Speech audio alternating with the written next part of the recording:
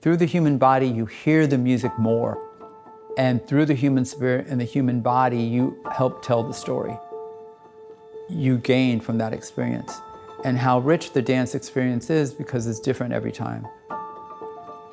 Well, I started dancing when I was 5, and I was really fascinated by Fred Astaire and Ginger Rogers and Gene Kelly and all those movies. And my dad had a construction company, and he had remodeled this family's home, but they couldn't pay their bill.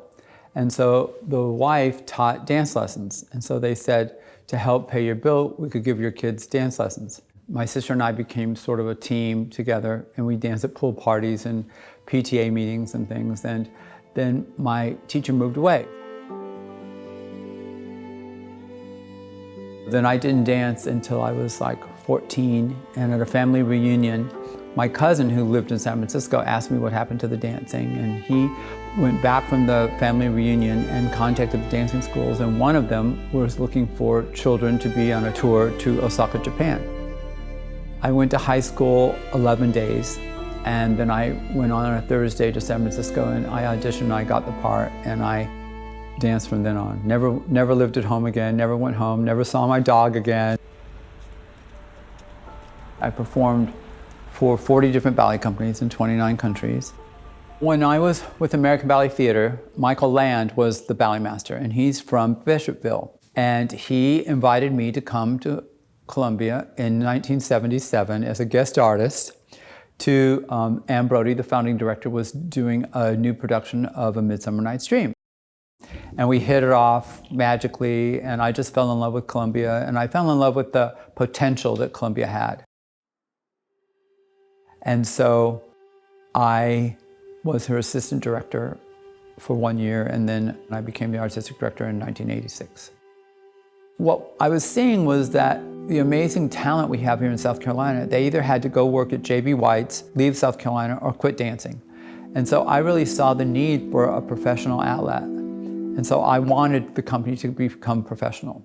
What was good for me was my naivete, not understanding how difficult it would be.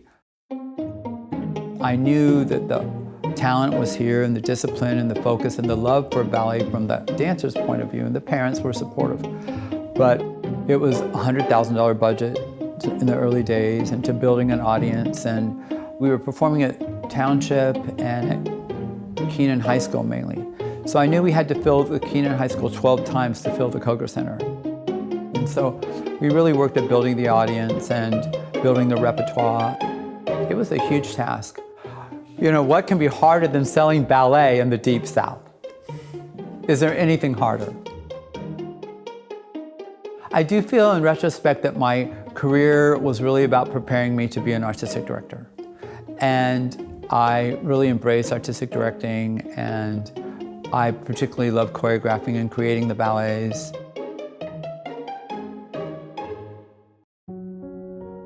The company had a long history of doing Sleeping Beauty and Cinderella, but we brought in Swan Lake and A Midsummer Night's Dream, and then I was worried that keeping the art form fresh and alive. So I kind of went on my Disney path for a while, and I did Aladdin.